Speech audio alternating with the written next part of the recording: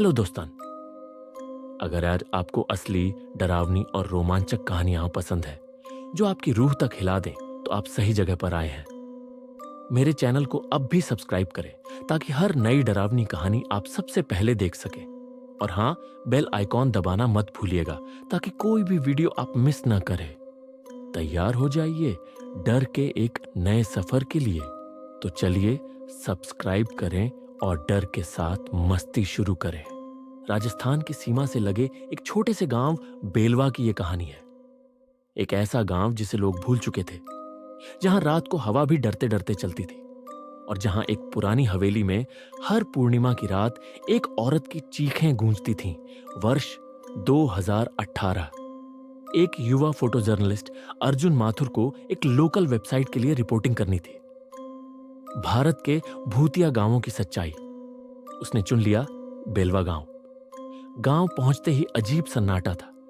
न mobile network, न बिजली, न कोई बाहर निकलता इंसान।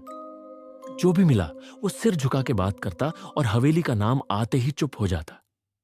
पुरानी टूटी हुई हवेली गांव के किनारे खड़ी थी। गांव वालों का कहना था, उस हवेली में चंदाबाई की आत्मा भटकती है, जिसने अपने साथ हुए धोखे का इंतकाम लेने की कसम खाई थी। अर्जुन ने गांव के एक बूढ़े आदमी राम प्रसाद को राजी किया, जिसने कांपते हुए उसे बताया, चंदाबाई यहां 1970 में नाचने गाने वाली एक तवायफ थी।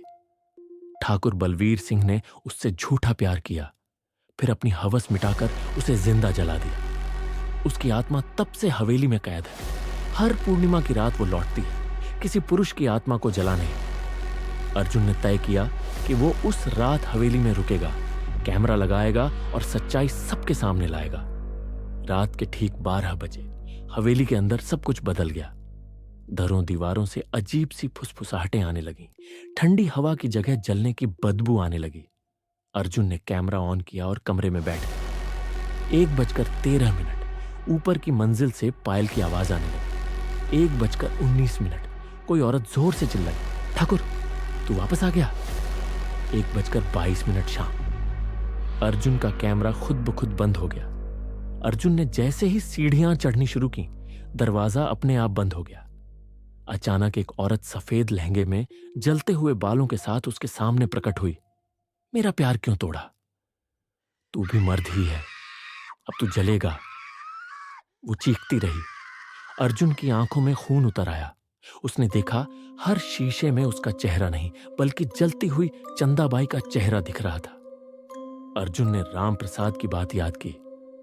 अगर उसकी अधूरी राख को गंगा में विसर्जित कर दिया जाए तो आत्मा को मुक्ति मिल सकती है।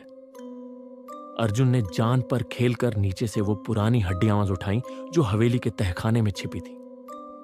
वो किसी तरह रात काटकर गांव के बाहर पहुंचा। गंगा ले जाकर उसने वो राख विसर्जित की। अचानक उसके चारों ओर शांति छा गई। हवा थम गई और एक मीठी सी आवाज आई, धन्यवाद, अब मैं मुक्त हूं। अर्जुन ने उस घटना की वीडियो फुटेज अपनी वेबसाइट पर डाली। लोगों ने पहले मजाक उड़ाया, फिर डर गए, क्योंकि उस फुटेज में एक पल के लिए चंदाबाई का जलता चेहरा नजर आया और कैमरे के आखिरी फ्रेम में अर्जुन की आंखें भी लाल थीं। कहते हैं अर्जुन अब भी ठीक से सो नहीं पाता। कभी कभी रात को उसकी आंखों में चंदाबाई लौट आती है, अपने अधूरे प्यार के साथ। राख विसर्जन के बाद अर्जुन दिल्ली लौट आया। शरीर तो सही सलामत था, लेकिन मन कुछ और हो गया था। वो अकेले में खुद से बात करता, शीशे में खुद को देखता तो उसकी परछाई कुछ और होती। धीरे धीरे उसे सपने आने लगे। जलती हवेली, चंदाबाई का चेहरा और खुद को जिंदा जलता हुआ देखता। वो चीखता हुआ उठता और उसकी आंखें खून से भरी होती। अर्जुन की गर्लफ्रेंड मिहिका ने महसूस किया कि अर्जुन अब वो नहीं रहा। उसके हाथ जलने लगे थे बिना किसी कारण, और कभी कभी उसकी आवाज औरत जैसी हो जाती। एक रात मिहिका ने उसे शीशे में देखा। अर्जुन की परछाई में एक औरत खड़ी थी, चंदाबाई। मिहिका ने डरते हुए अर्जुन को जगाया, पर अर्जुन बोला, अब मैं सिर्फ अर्जुन नहीं हूं, वो भी मेरे अंदर है। मिहिका उसे एक तांत्रिक त्रिलोचन बाबा के पास ले गई। बाबा ने दूर से ही देख लिया, इस लड़के पर सिर्फ आत्मा नहीं, बदला है और वो बदला अब भी पूरा नहीं हुआ। बाबा ने बताया, चंदाबाई की आत्मा तुझसे मुक्ति नहीं चाहती थी, वो सिर्फ हवेली से आजादी चाहती थी ताकि बाकी पुरुषों से अपना बदला ले सके। तू उसका जरिया बन गया है अर्जुन।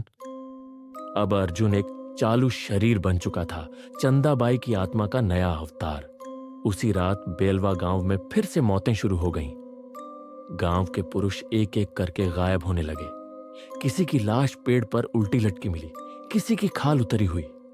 लोगों ने बताया, हर मरने वाले ने कभी किसी औरत को धोखा दिया था।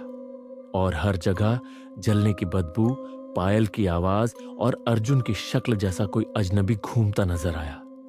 मिहिका ने फैसला किया कि अर्जुन को वापस पाने के लिए वो खुद बेलवा जाएगी। त्रिलोचन बाबा के साथ वो रात को हवेली में गई, मगर हवेली अब पहले जैसी नहीं थी। अब वो जिंदा थी। उसकी दीवारों से खून बह रहा था। अंदर अर्जुन नहीं, चंदाबाई खुद खड़ी थी, अर्जुन के शरीर में। चंदा की आत्मा चिल्लाई, मुझे कोई मुक्ति नहीं चाहिए, मैं सब मर्दों को जलाऊंगी। अर्जुन अब नहीं रहा, सिर्फ मैं हूं। त्रिलोचन ने आखिरी तंत्र शुरू किया, AUM अग्निरूपिण्य, आत्मे स्वाहा।